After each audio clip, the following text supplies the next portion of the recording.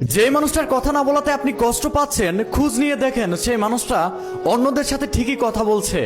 আপনি যেই মানুষটাকে মেসেজ দিয়ে অপেক্ষা করছেন সে আপনার মেসেজের রিপ্লাই দিবে, একটু খোঁজ নিয়ে দেখেন সেই মানুষটা অন্য মানুষদের মেসেজের রিপ্লাই খুব দ্রুত দিচ্ছে।